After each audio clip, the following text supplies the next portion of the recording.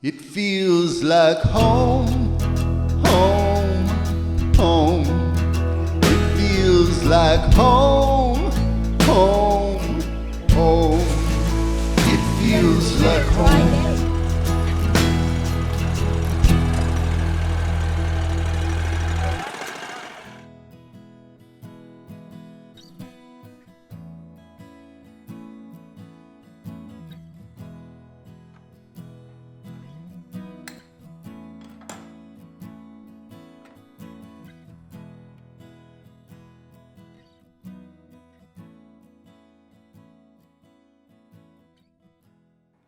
Hey there friends, welcome to Weldon Home. Today I am doing a couple of exciting things. Number one, I'm making some homemade beet powder and that's in the oven right now and I'll let you know how it comes out. I'm hoping to use it for some red velvet cookies that I want to make later this week for Valentine's Day.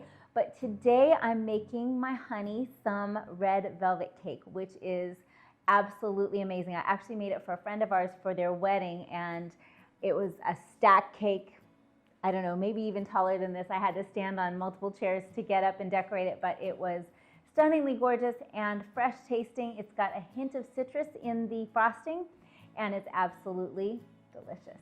So anyway, I'm going to get that started, but I just wanted to say I hope you're doing something fun with your beloved. If you have something planned for Valentine's, or even if you don't right now have something planned, please plan to show the person that you love how much you love them. Our church hosted a wonderful evening for us, a date night getaway, and you know, our kids are somewhat older, but it was really nice to have the whole night taken care of, know that my younger kids were playing and having a good time, doing puppet shows and presentations and crafts, and also they had all of their dinner taken care of, so I didn't have to pre-make dinner before I went out on a date.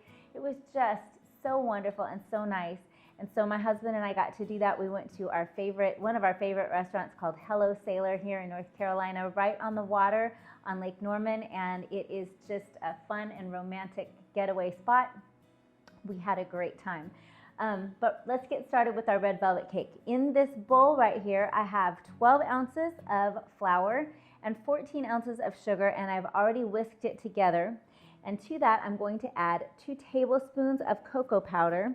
And I like to weigh all of my dry ingredients, but the cocoa powder is just by tablespoons. It's not that significant, so I'm just putting it into a sifter because I don't want any lumps. You can see there are a lot of lumps in that. So 2 tablespoons of cocoa, a teaspoon of salt, and I just whisk these together so that we don't have, like I said, any lumps going in, and then I'll whisk that all together. And 1 teaspoon of soda. We have kind of a rainy, blustery day today. I pulled my son Paul in from fishing to do the video for me, which was awfully sweet of him to come. Thank you, Paul. But I'm just gonna put this in and get all of these lumps, process them physically through the sifter because they're so big. And then I'm going to go ahead and use the whisk. With cakes and that sort of thing, you have to be pretty particular. You don't want to overmix your ingredients. So when you get all of your dry ingredients, you want to mix them well together. If you've worked with cake mixes, you know that what you pull out of the little baggie looks nicely sifted and all combined, and that's what you want to start with whenever you're making a cake. Something that looks a lot like what you get in a cake mix, because that's going to give you a nice, fluffy, soft, moist, delicious cake. So, and I like to use a glass mixing bowl because then I can see all the way to the bottom and see if my ingredients are actually coming all together the way that I hope. And this is a Danish dough whisk, and I really love it for making sourdough, but it's also good for doing cakes and cookie dough. I'll link it down in the description. So I have 1.5 sticks of melted butter and 2 room temperature eggs. To that, I'm going to add 8 ounces or 1 cup of room temperature buttermilk. And to that, I'm going to put this mixture back up on my scale and tear it out, meaning make it at 0. And I'm going to put in 4 ounces of oil, which is half a cup. That's good. So when you're baking cakes, it is really important to be exact. So a lot of things I'm not exact on, but cakes are not one of those things. Cakes are one of the things that really require some extra finesse. So if you've ever made a cake and it tasted like tough or dry or tasted like cornbread, it's because you probably overmixed or overbaked your cake. So really important to get the cook times right and mix it together properly. So this is my homemade vanilla, and it has not aged quite enough, but it will be fine. So a teaspoon of vanilla, and really what you want is an ounce of red food coloring. This is nowhere near an ounce, but it's all that I have left. So we'll see how red the cake gets with that. And as you can see, it has a tiny bit of color from the cocoa powder and just a tiny bit of flavor. This is a very southern dessert. That whole thing. Okay. We're definitely going to keep this in the video. So this may not be as bright red as it sometimes is. Like I said, I'm really going to try and experiment with some red beet powder with my cookies because I don't like using all this food coloring, but for red velvet cake, there's really no way around it. That's how you get the red color. Hopefully the beets will just add a nice layer of earthy sweetness. And you know, we use lots of beet sugar. So now I'm going to go ahead and combine the wet and dry ingredients, and I just make a little well right there in the center of my dry ingredients.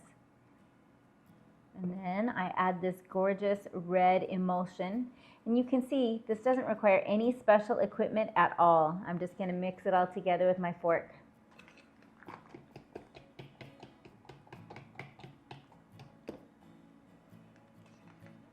Texture-wise, that looks pretty good.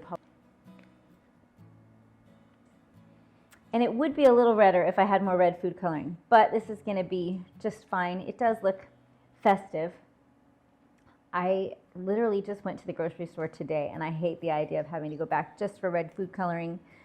So we'll see. Hopefully before I make the red velvet cookies, I will have gotten more. What you want with red velvet cake, obviously, it's known for its velvet texture and its cream cheese frosting, which we will do next. So I have my beets dehydrating in the top oven, so I'm going to put these in the bottom oven that I have preheated to 350 degrees.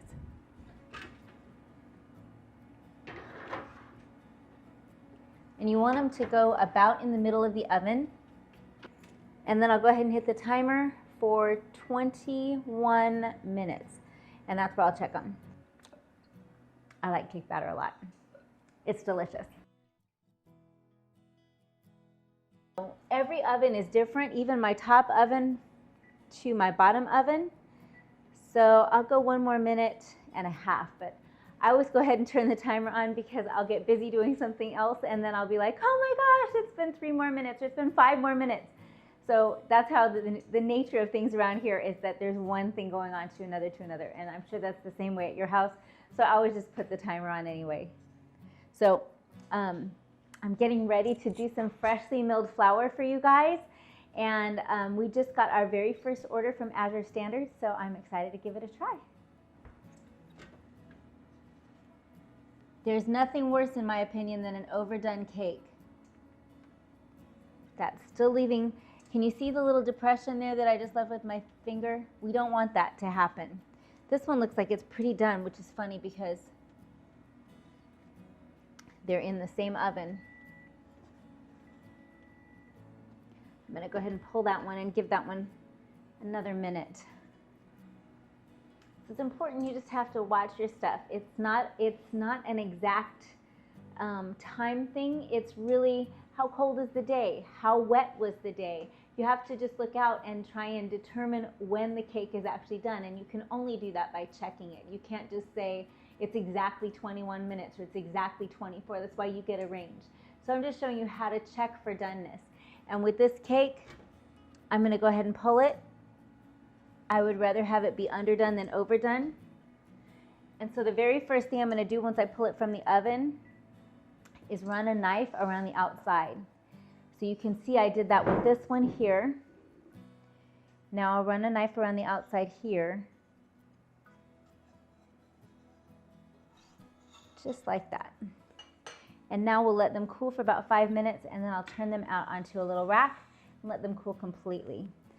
In the meantime, I'm going to go ahead and make my frosting, and I will show you how to make these cakes look lovely and as beautiful as they taste. So I'll share the recipe for the frosting down in the description, and then I'll show you how I decorate them. Hey there, I just wanted to say a few words about Valentine's, and I know that it's upon us, and I don't know if you're one who celebrates or who doesn't, but I do want to say in these times that we're living in, if we take time to look at the news and all the things that are going on with crisis after crisis and war after war and strife even within our own borders, it just seems like we don't know the hours that we have. We don't know the minutes that we have. We never have. But now it's become even more clear that we just don't have control in these things. And so taking time to express the love that we have for those that are in our family, especially if you're married, just to pour out some love on your husband or your wife.